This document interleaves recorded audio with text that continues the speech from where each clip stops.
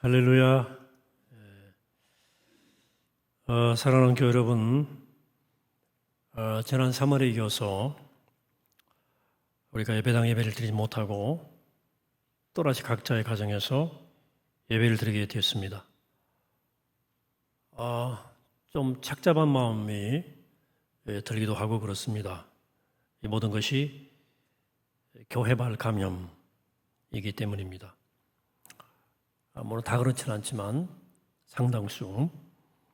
마태복음의 산상수훈, 예수의 말씀이 생각날 수밖에 없었습니다.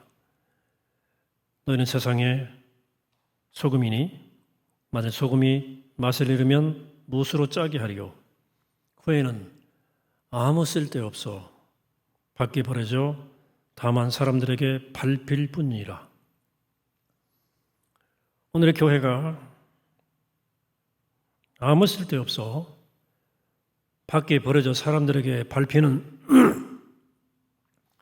소금 신세가 되지 않았나 하는 마음이 있어서 마음이 좀 힘들었습니다.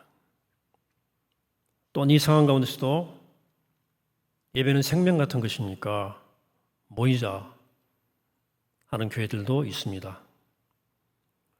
그러면 목숨 걸고 생사를 넘나들면서 6개월 동안 방호복 입고 땀띠 투성이인 우리 의료진들, 방역당국은 뭡니까? 그들의 희생은 뭡니까?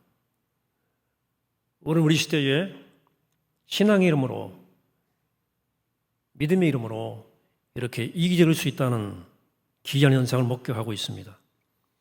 누구보다 더 희생적으로 이 상황을 감당해야 할 교회가, 십자가를 지고 세상을 구원해야 할 교회가 도리어 세상에게 십자가를 지워주고 있습니다. 매우 기이한 현상이 일어나고 있습니다. 겨우 관리가 되어가던 조심스럽던 코로나 상황이 급반전됐어요. 우리 사회 일상과 특히 경제가 그야말로 급격히 악화될 위기에 처했습니다.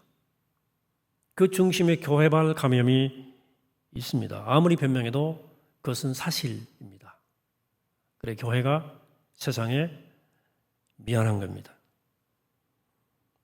사랑제일교회, 용인우리교회 등이 중심에 있었지만 연대 책임을 느끼고 우리 일부기 때문에 우리 교회들은 머리 숙여 사과하는 것입니다.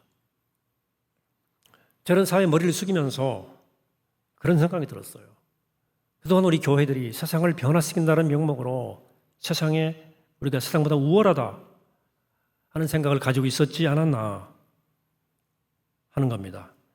하나님은 지금 여지없이 우리의 그런 생각을 무너뜨리십니다.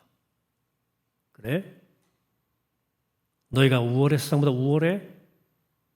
세상보다 못해? 이겁니다. 세상보다도 양심적이지도 않고 합리적이지도 않고 이타적이지도 않다. 이것입니다. 낫지 않다는 거죠.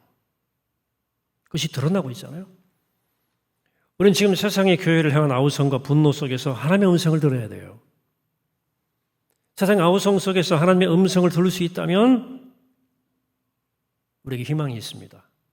하나님이 새로운 길을 보여주실 것입니다. 지난주까지 야곱 시리즈를 제가 마쳤는데요. 오늘부터 조금 이 상황을 염두에 두면서 한 3번 정도 설교를 같은 맥락에서 하게 될 것 같은데요.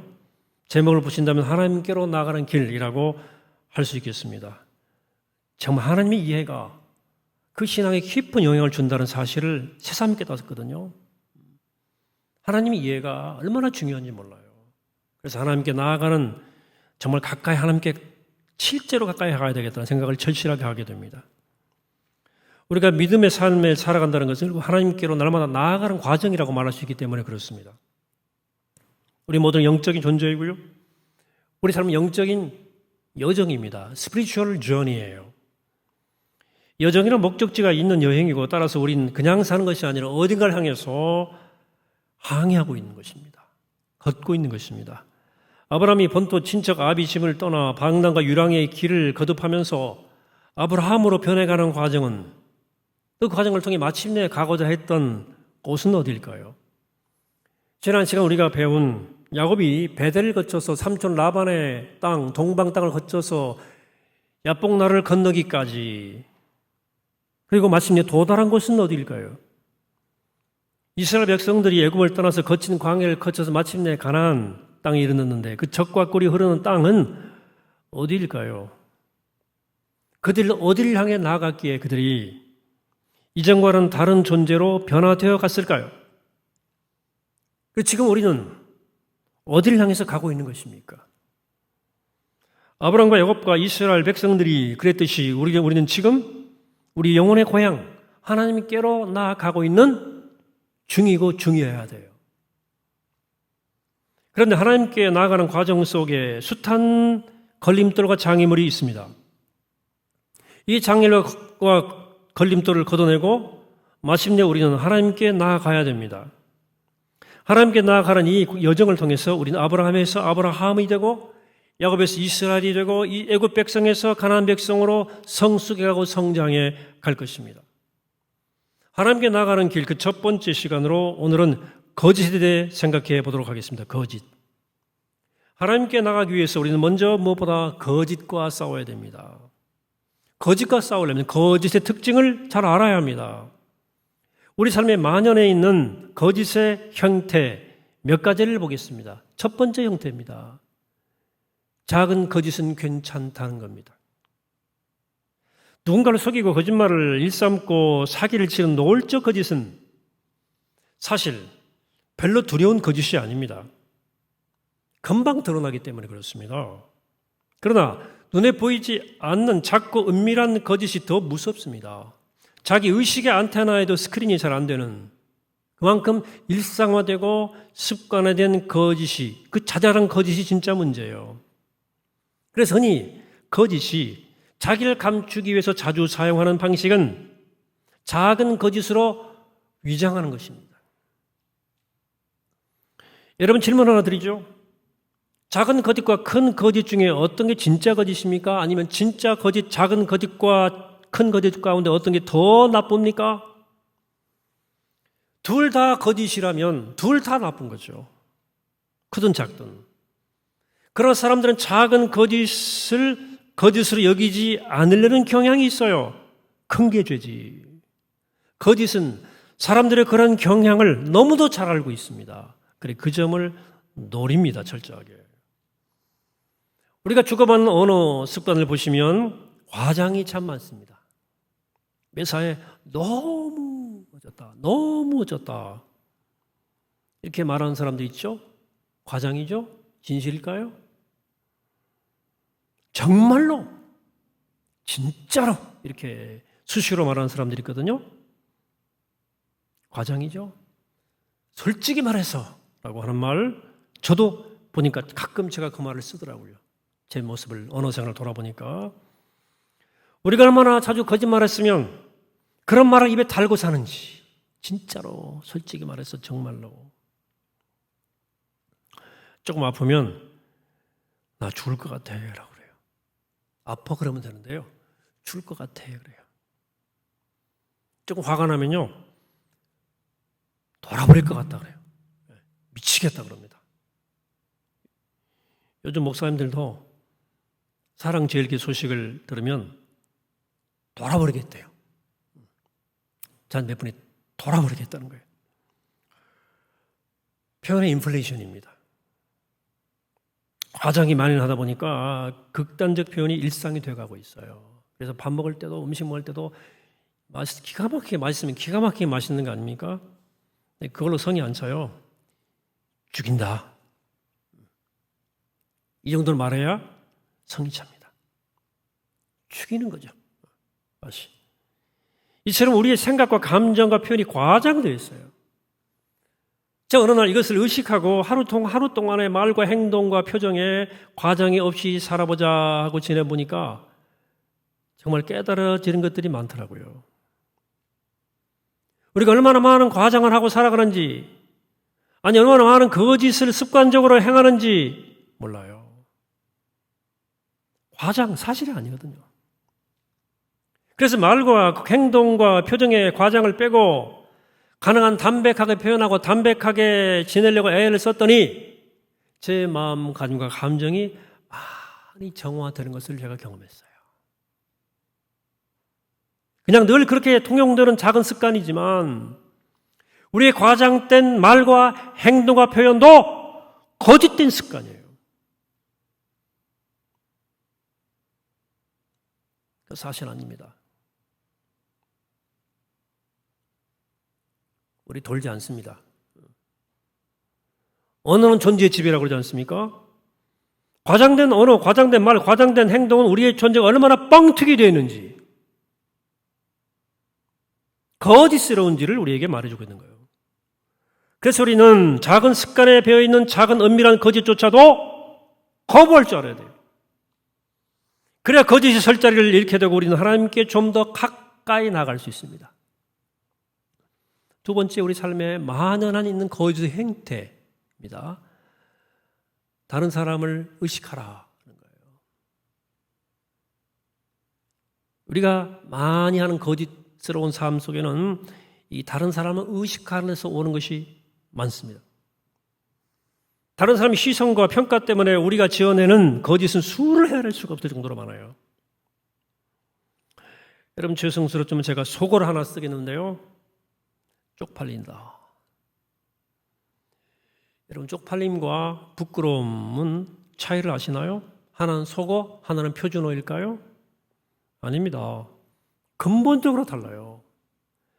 쪽팔림은 내 부족함이 남들의 눈에 드러날 때 느끼는 감정이에요. 부끄러움은 내 부족함을 내가 스스로 느끼고 발견하고 느끼는 감정이 부끄러움이에요. 오늘날 사람들은 쪽팔려 하죠. 쉽게 쪽팔린다 이렇게 말하지 않습니까? 네, 부끄러움을 느끼는 사람이 적어요. 현대인들은 마치 그냥 안 쪽팔리려고 사는 사람 같아요. 안 들키면 되잖아. 그래서 거짓을 수단으로 자기를 치장하고 거짓을 삶의 수단으로 삼아갑니다. 쪽팔림 피하느라고 부끄러운 줄 몰라요. 이렇게 쪽팔림의 분위기 속에서 살아갈 때 거짓은 우리를 포로 잡습니다. 끝없이 거짓의 굴레 안에 살아가게 만들어요. 여러분, 그러므로 쪽팔리지 않는 삶을 살려고 하지 말고 부끄럽지 않는 삶을 살려고 노력해야 됩니다. 부끄러움을 알면 진실한 사람으로 나갈 수 있지만 맨날 쪽팔리기만 하면 영영 거짓의 굴레에 벗어날 수 없습니다. 남들이 어떻게 평가하나 다 내려놓고 스스로 부끄러울 줄 알아야 거짓이 멈춥니다.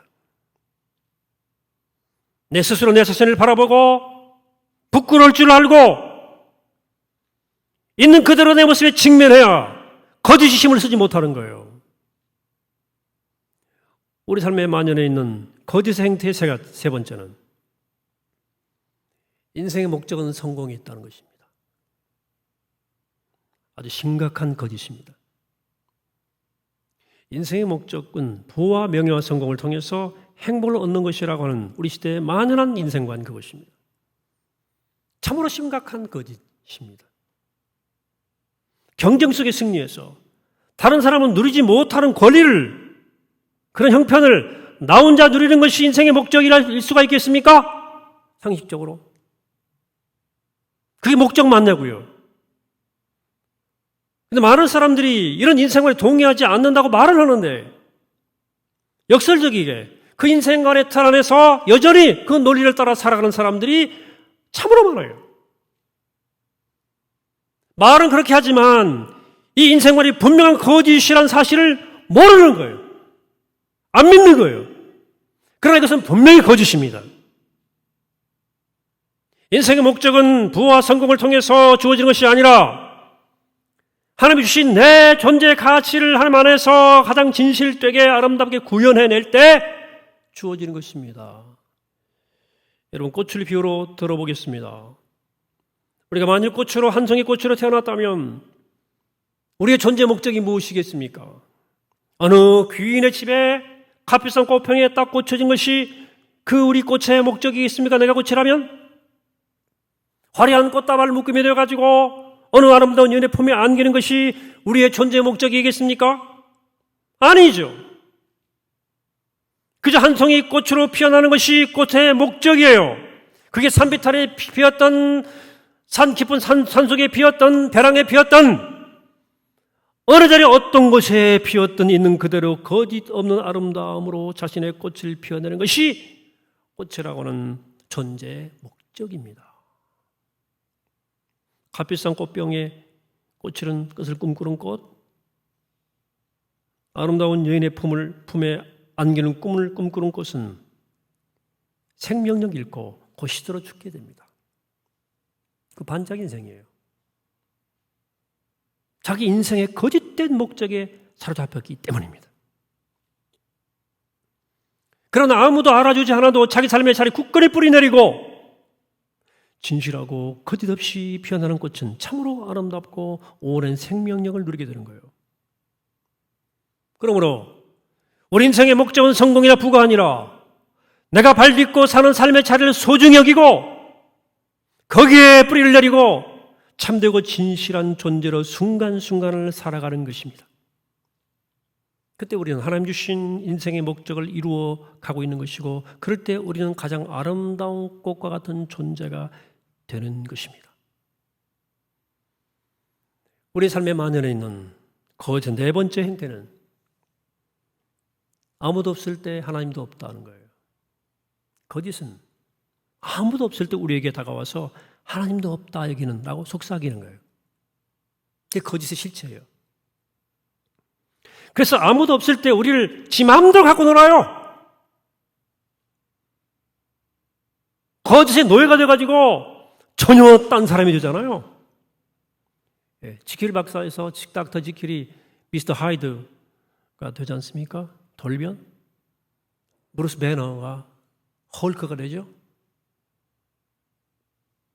합리적인 사람이 냉혈한이 되고 온화했던 사람이 분노의 화신이 되기도 해요. 아무도 없을 때 온갖 죄의 충동이 한꺼번에 몰려옵니다. 여러분, 아무도 없을 때 여러분들은 누구십니까? 무대 위 연극배우 말고 연극이 끝난 무대 뒤에서의 여러분들의 모습, 그때 나는 누굽니까? 아무도 없을 때 하는 생각, 아무도 없을 때 하는 행동, 그때 품는 마음이 나 영적 현주소일 가능성이 높지 않습니까? 그 누구도 보지 않을 때 여러분들은 어떤 사람입니까? 정말 아무도 없을 때 하나님도 안 계신가요? 우리 실로 홀로 있을 때 가장 취약해요. 아무도 없을 때 거짓이 전면에 등장하거든요. 심각한 대면을 하게 됩니다. 그렇습니다. 우리가 하나님께 나아가기 위해서 우리 삶의 만연에 있는 우리 일상 속에 뿌리박히 들어와 있는 거짓과 싸워야 돼요. 그 뭐라고 그랬어요? 작은 거짓은 괜찮아. 라고 말합니다. 남들이 뭐라 하는지 또 쪽팔리지 않냐? 라고 말합니다. 어떤 식으로는 성공해야 하지 않겠어? 그래야 행복하지 않겠어? 라고 말합니다. 아무도 없잖아, 하나님도 없다라고 속삭이는 거예요. 그렇게 속삭이는 거짓의 전천후 공세를 어떻게 막아낼 수 있겠습니까? 힘이 센 거짓의 힘을 어떻게 제압할 수 있나요?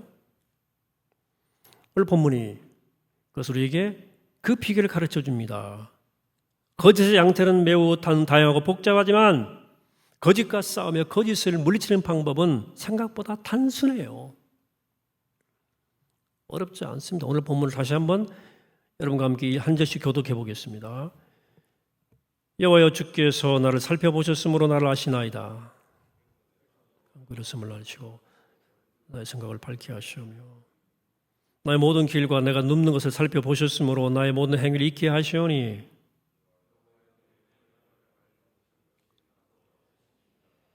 주께서 나의 앞뒤를 둘러싸시고 내게 안수하셨나이다.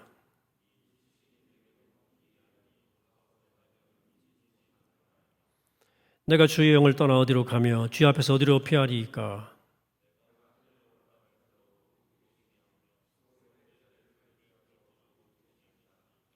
내가 새벽 날개를 치며 바다 끝에 가서 거주할지라도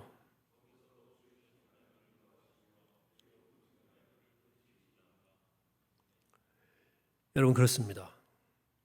거짓과 싸우며 거짓을 이기는 방법은 내가 어디 있든지 주님이 나를 샅샅이 살펴보시고 나를 훤히 아시는 분이라는 사실을 확실히 깨닫는 거예요.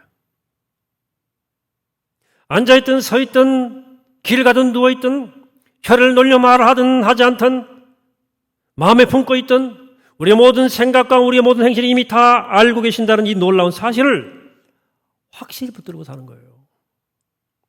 내가 하나님의 얼굴을 피해 도망칠 곳이 없다는 사실을 100% 인정하면서 사는 거죠. 내가 하늘에 올라가도 거기 계시고 내가 음부에 내려가도 거기 계시고 새벽 날개를 치며 바다 끝에 가서 갈지라도 거기서도 주님께서 손이 나를 붙들고 계시다는 사실을 믿고 또 믿는 거예요.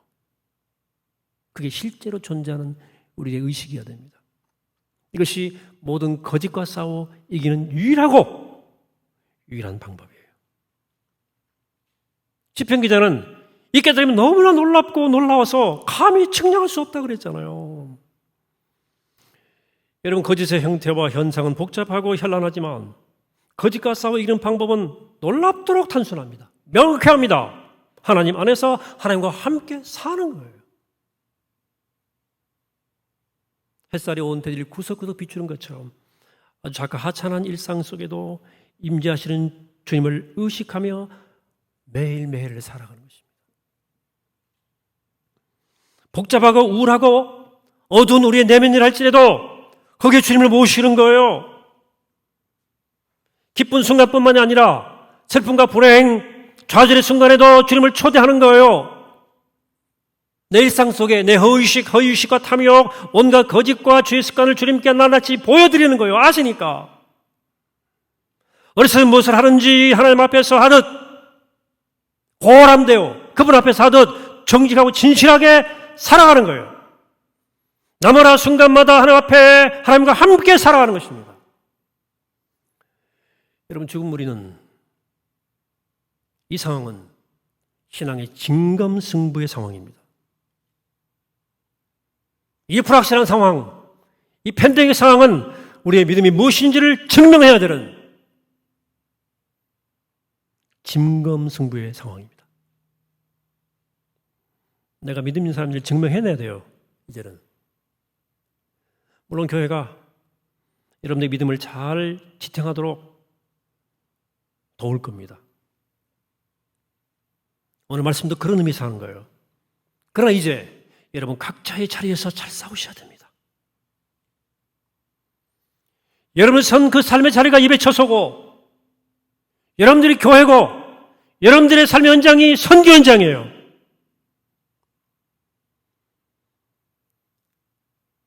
이제 우리의 일상이 하나님께로 나가는 영적 여정이 되어야 됩니다. 그 영적 여정의 첫 번째 로드맵이 거짓과의 싸움이에요. 정리하면 이렇습니다. 첫째, 그 싸움은 먼저 작은 거짓을 버리기 위해서 부단히 노력하는 거다. 부지불식간에 과장된 표현, 부신고 툭툭 내뱉는 거친 말 속에 들어있는 이 거품과 과장, 거짓말이 그걸 걷어내는 것이에요. 조금 더 과장하지 않는 담백한 정제된 언어 행동이 우리 삶 속에 그걸 잘 다듬어가는 겁니다. 정말 큰일 났네. 교회 망했네. 이런 말도 조심해서 하세요. 우리의 짧은 생각으로 하나님의 깊고 높은 뜻을 어떻게 헤아리겠습니까? 하나님이 원하시는 회개지 비관이 아니잖아요. 누가 비관의 죄를 짓습니까? 하나님이 살아계신데. 말 함부로 하는 거 아니죠, 이럴 때. 둘째는 쪽팔림, 거칠의 체면치레로부터 벗어나라. 우리 일상 속에 깊이 뿌리 박힌 체면 문화 속에 거짓이 숨어 있거든요. 그래 우리에게 부끄러움이 없어요, 우리에게.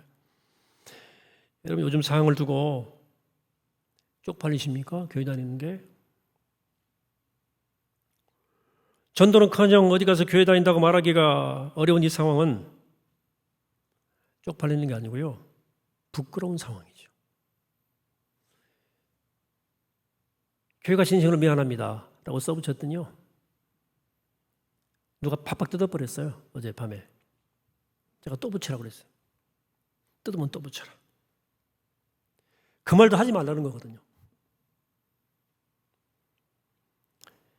선한 행실로 세상에 빛이 되어야 할 교회가 바이러스 감염 실현지가 된 이 상황은, 하나님 영광 가는 이 상황은 부끄러운 일이고, 이 2020년의 부끄러움과 수치를 한국교회는 절대 지면 안 돼요. 절대 잊어버리지 마십시오. 그래 우리가 앞으로 나갈 길이 보일 겁니다. 부끄러워해야 돼요. 수치를 모르는 교회 희망이 없습니다. 셋째, 지금 내가 세운 인생의 목표가 부와 명예와 성공이 있다면 하나님께로 가는 여러분들의 여정은 교회도 이탈하게 되어 있습니다. 진짜 목적이 아니거든요. 가짜 거짓 목표거든요. 여러분, 그러므로 내가 선 삶의 자리에서 진실되게 살아가는 것, 그저 하나님께 주신 나로서 살아가는 것이 진짜 삶이고 하나님께로 나가는 삶이에요. 그 진짜 목적 아니에요. 그리고 혼자 있을 때 내 모습이 진짜 내 모습이고, 혼자 있을 때 하나님을 의식하며 살아야 거짓을 이길 수 있습니다. 늘 하나님 임재 안에 머물러 살아야 우리는 추악하게 돌변하지 않을 수 있는 거예요. 사랑하는 여러분, 오늘 하나님께 나가는 길 첫 번째 시간, 거짓과 싸움에 대해 말씀을 드렸어요. 거짓과 싸워 승리하는 길은 날마다, 일상에서 순간마다 언제 어디서나 나와 함께 하시는 하나님과 더불어 살아가는 거예요. 그분과 함께 거짓 없이 하나님과 함께 살아가는 삶이야말로 하나님께로 나가는 여정, 나가는 길이에요. 사랑하는 교회 여러분, 그러므로 하나님 안에서 날마다 하나님과 함께 살아감으로 거짓을 물리치세요. 하나님과 날마다 가까이 나가는 복된 여러분 되시기를 이 아침에 주 이름으로 간절히 축원합니다. 하시겠습니다. 그러고 가신 아버지 하나님, 우리 믿음의 자리에서 날마다 일상의 삶에서 매 순간마다 하나님께로 나가기 원합니다. 하나님, 거짓과 먼저 싸우게 도와주옵소서. 하나님, 작은 거짓 늘 깨어서 주의하게 하시고, 우리의 거칠에 체면칠에 주의하게 하시고, 내 인생 목표 바로 세우게 하시고, 주님 안에 늘 주님과 함께 날마다 주와 함께 살아가는 복된 삶이 되어서 거짓을 이기고 하나님께로 나아갈 수 있는 주님의 자녀가 되게 하여 주옵소서. 감사드리옵고 예수님의 이름으로 기도하옵나이다. 아멘.